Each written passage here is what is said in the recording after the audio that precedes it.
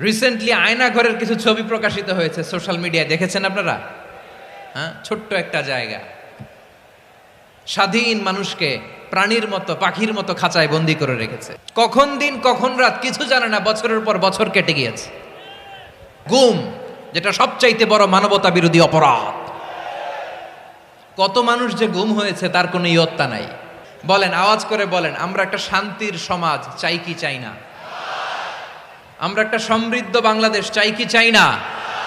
আমরা একটা মানবিক বাংলাদেশ চাই কি চাই না? এই আয়াতে আল্লাহ তাআলা একটা মানবিক সমাজের রূপরেখা টেনেছেন। তার প্রথম কথা হচ্ছে ইন্নাল্লাহা ইয়ামুরু বিল আদল। আল্লাহ তাআলা তোমাদেরকে আদলের নির্দেশনা দেয়, সুবিচার সুশাসনের নির্দেশনা দেয়। যে সমাজে আদল থাকে না সেই সমাজে জুলুম মানুষের ঘাড়ে চেপে বসে। আদলের বিপরীত হচ্ছে জুলুম। আদলের বিপরীত কি? জুলুম বা জাওর, অত্যাচার, অবিচার, বৈষম্য। এই যে বৈষম্য বিরোধী ছাত্র আন্দোলন কমন পড়ছে? এই যে একজন সমন্বয়ক তো দেখা করলো আমার সাথে। জুলুম মানে হচ্ছে বৈষম্য। বৈষম্যের স্থান ইসলামে নাই, অবিচারের স্থান ইসলামে নাই, জুলুমের স্থান ইসলামে নাই। আল্লাহ তাআলা বলেন যে আমি জুলুমকে নিজের জন্য হারাম করেছি এবং তোমাদের জন্য হারাম করেছি।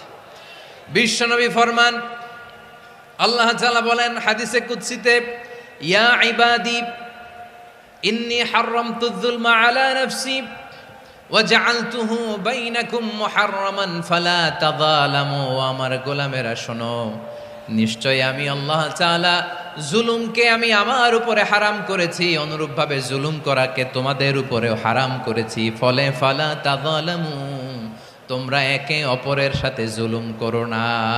খবরদার, জুলুমের সাথে আমাদের কোনো সম্পর্ক নাই। আল্লাহ তাআলা আদলের আদেশ দিয়েছেন, আদালতের আদেশ দিয়েছেন, সুশাসনের, ন্যায় বিচারের আদেশ দিয়েছেন। ইন্নাল্লাহা ইয়ামুরু বিল আদল, আমাদেরকে আদল প্রতিষ্ঠা করতে হবে। জুলুমের সাথে ইসলামের কোনো সম্পর্ক নাই।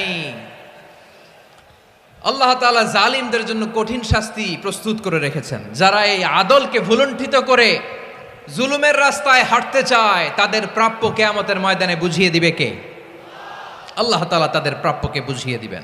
এজন্য বিশ্বনবী বলে, খবরদার, তোমরা ইনসাফ করবে, আদল করবে, জুলুম করবে না। আয-যুলমু যুলুমাতুন ইয়াউমাল কিয়ামা, জুলুম কিয়ামতের দিন অন্ধকার হয়ে জালিমের ঘাড়ে চেপে বসবে। আবার বিশ্বনবী বলতেন, ইত্তাকি দাওয়াতাল মাজলুম, খবরদার, তোমরা মজলুমের কান্নাকে ভয় করো।